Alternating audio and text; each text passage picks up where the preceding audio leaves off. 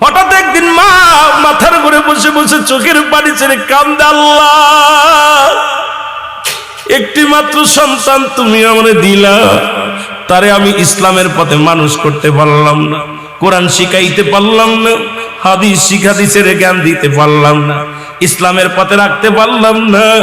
আমি মা হয়ে আল্লাহ তোমার কাছে ফরিয়াদ করলাম, তুমি শোনো নাই রে আল্লাহ। আল্লাহ যদি নাই তুমি শোনো, আমার মাতাল সন্তানকে তুমি ঈমান দিয়ে দাও, ও যদি মারা যায় যেন ঈমানের সাথে মৃত্যুবরণ করে। জোরে বলো আল্লাহু আকবার।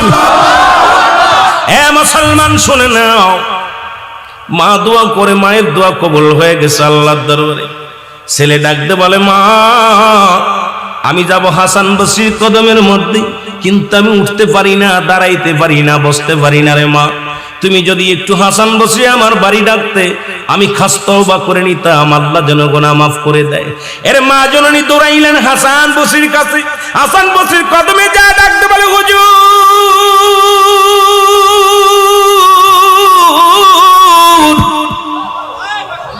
আমার মাতাল ছেলে তওবা করতে চায়, কালেমা পড়তে চায়, আপনি যদি আমার সাথে একটু আমার বাসায় যাইতেন গো, তাহলে আমি অত্যন্ত খুশি হতাম আপনার উপরে। হাসান বসরি ডাক দিয়ে কয়, মা গো, তোমার এই মাতাল ছেলেকে কালেমা পড়ানো তো দূরের কথা, তওবা তো দূরের কথা, ওই ছেলে যদি মারা